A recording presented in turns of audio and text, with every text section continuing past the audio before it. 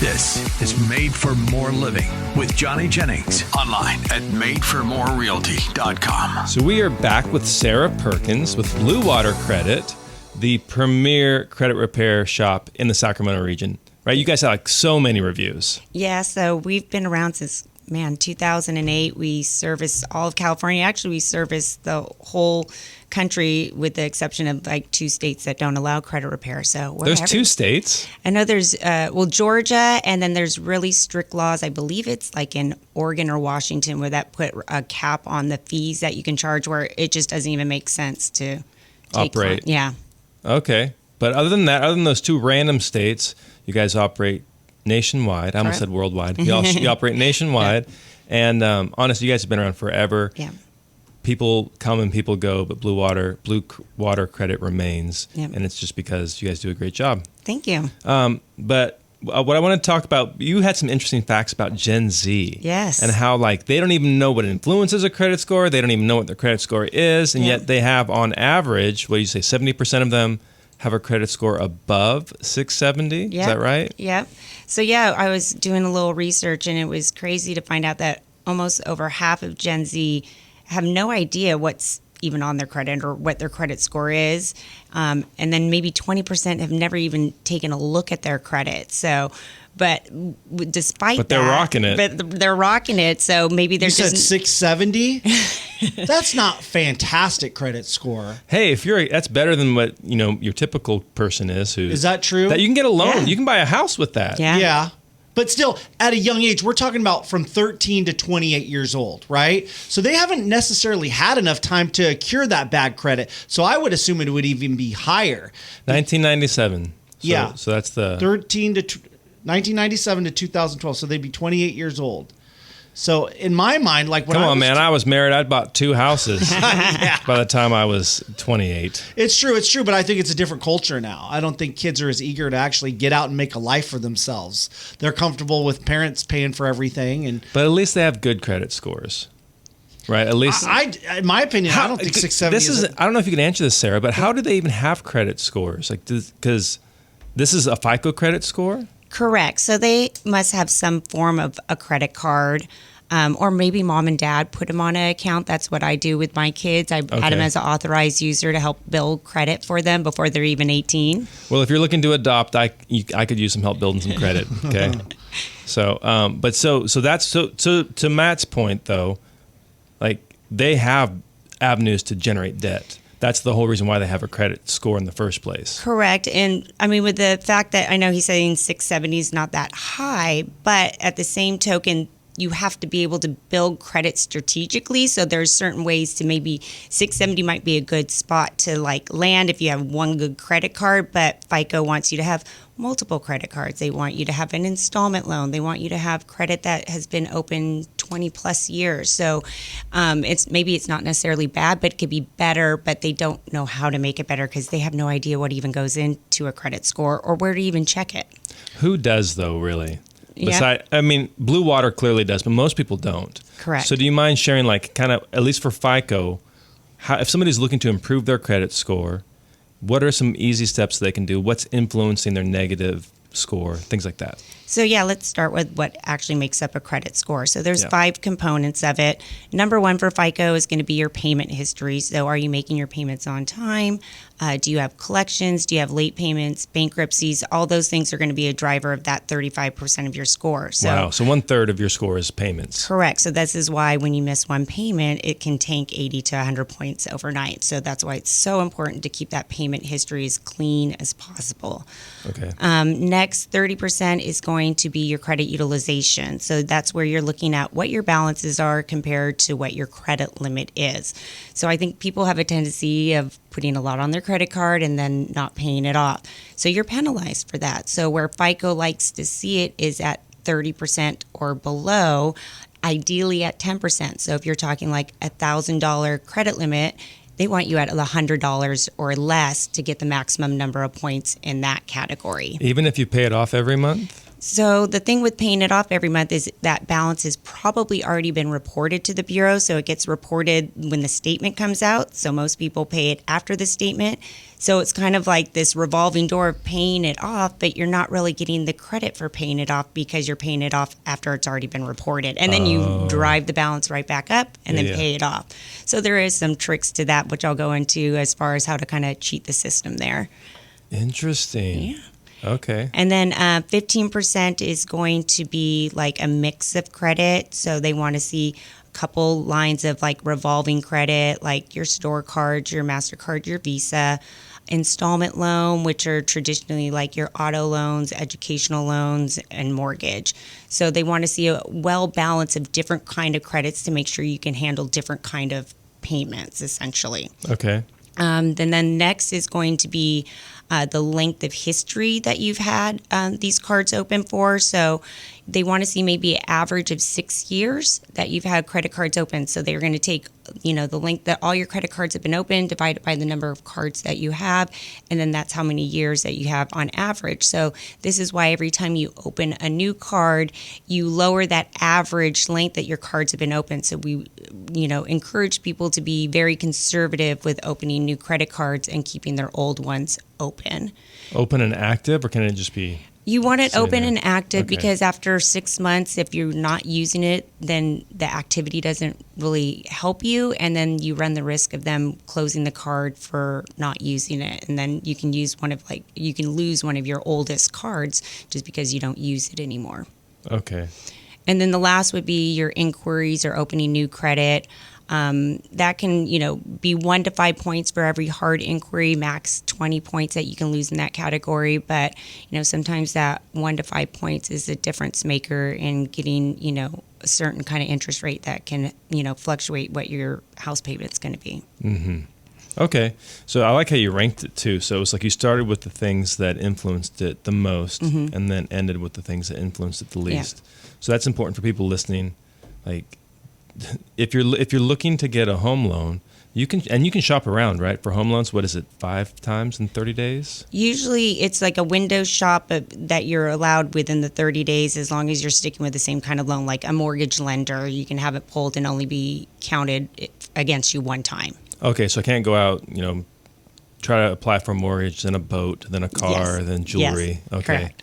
Personal. Okay, so if you're looking to get a good interest rate, and you're looking to shop lenders, you can certainly do that, or you can just go to JJ Mack. But if you're going to shop with multiple people, make sure you do it within that 30-day period. Correct. Okay. So just to recap, the big two was, what was the 35% So payments? your payment history and then your credit utilization. So those are going to be over 50% of your score right there. Got it. So those are the big two. So, man, that 10%. What if you don't have a limit on your card? Like, there are some cards out there that say you don't have a limit. You really do have a limit. They're just not telling you what it is. How do you play that game? Yeah, Any suggestions? usually there's something reported on the credit report. I think that I know that like those Amex cards, sometimes they say they're limitless, but I don't see that many of those. But I think that at some point they have to be a revolving card that has the utilization that affects you. Okay. Yeah, that's the one I have is one of the Amexes, and Yeah. they say there's no credit limit, but I found it. Yeah. I found the credit limit. Let's just put it that way. My spiritual gifts, my wife jokes with me all the time, is spending. So that's my gift. But yeah, let's give us some tips. What are some things that people can do? What are some ways to hack the system? Not necessarily, nothing illegal, Yeah. obviously, but like ways that we can use the system that's in place to our Yes. benefit. So some of the top things I tell people, because missing payments has such a big effect on your score, putting everything on auto pay. If you want to make an extra payment throughout the month, definitely do that. But I would say the number one thing that happens is people don't have auto pay. Life happens. They forget to make a payment. Yep. And then next thing you know, their score goes down. So keeping everything on auto pay. Next would obviously keep your utilization low at that 10% or less. If you don't have the funds to do that, another option would be asking the creditor to give you a credit line increase.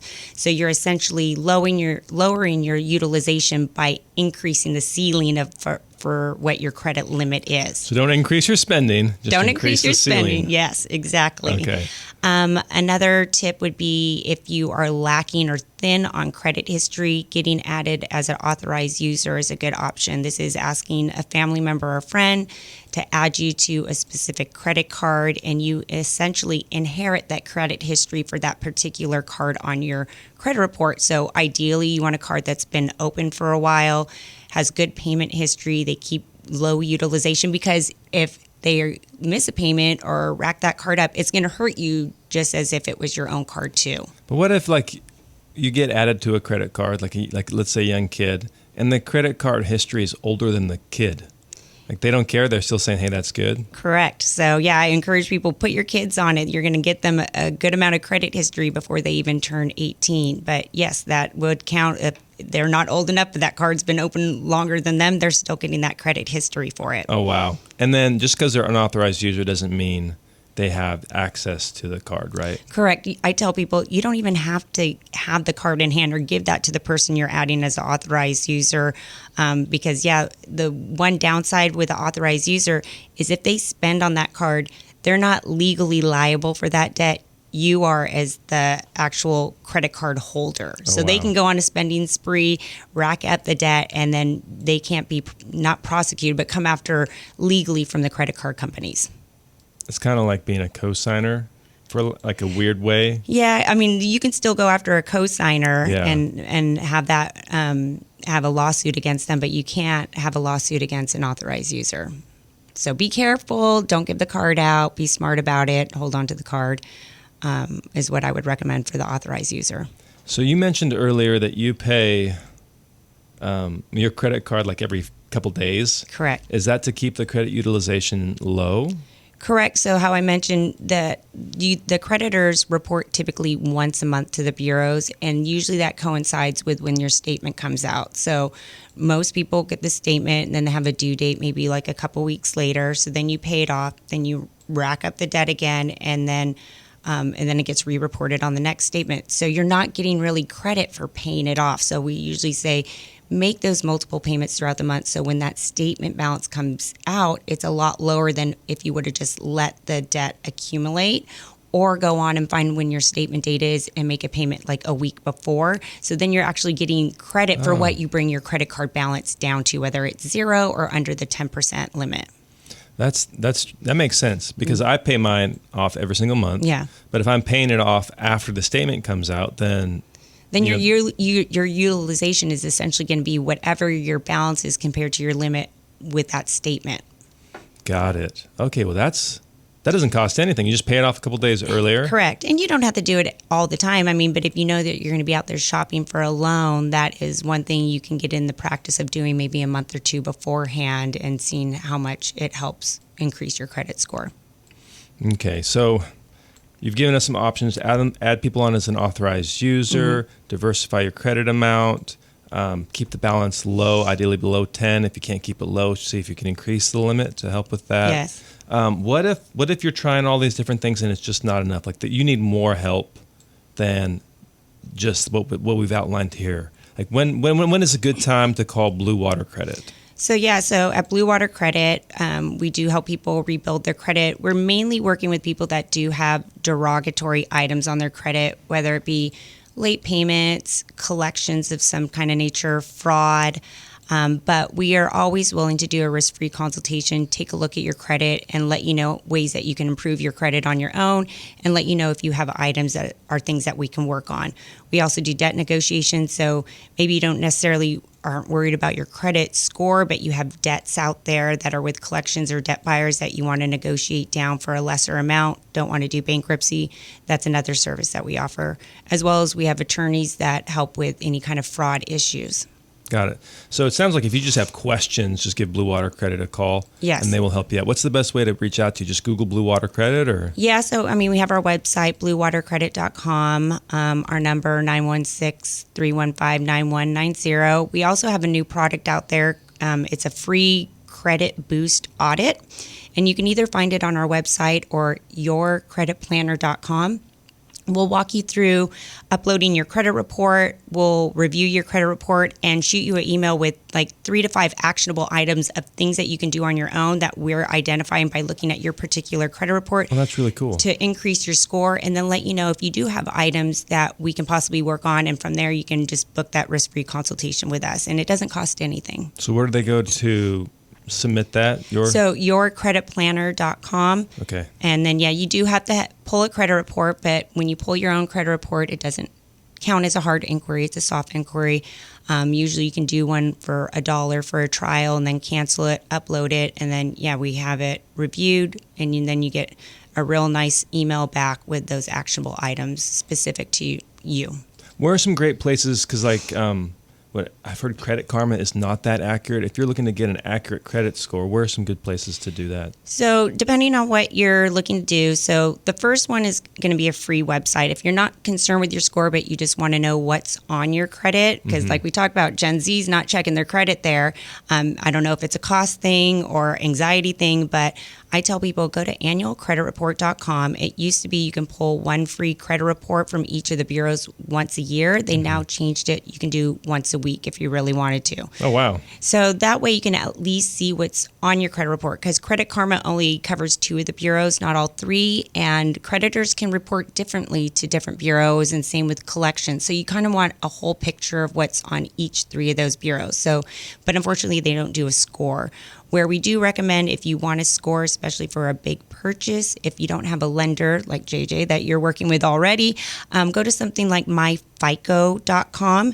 And what they do is they pull from all 3 bureaus and give you all the different scoring models FICO has out there, including the mortgage ones. So essentially, we say if you pulled the credit report from myFICO and you had your lender pull it the same day, that mortgage score should match. So you should be able to see what you would have if you wanted to go out and purchase a home, and then you can monitor it. But that one does cost around $60 for a one-time pull, or they do have a monthly subscription as well. Does it impact your score at all? No, not when you pull your own credit. Okay.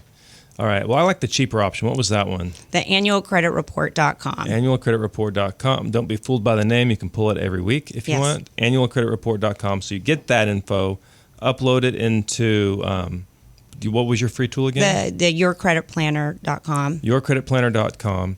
And now you'll have this whole package on how I can improve it, how Blue Water can help me, and how I can do things on my own. Yeah, and then links to some of our tools, like if you need a secure credit card, because not everybody is going to have someone that will add them as authorized user. So we have some reputable, companies that we recommend for a secure credit card, or maybe something like a credit builder loan, which is like a savings account you pay into that looks like a car loan or installment loan on your credit. So again, Dave Ramsey would be happy because you're not taking out any more debt. You're paying into a savings account, but it populates on your credit report like a loan. So many great tools. Guys, if you do not remember all these different links, just go to bluewatercredit.com, reach out, and they're going to be happy to help. Yes. Thank you so much for being on today, Sarah. It was a pleasure as always. Yes, thank you.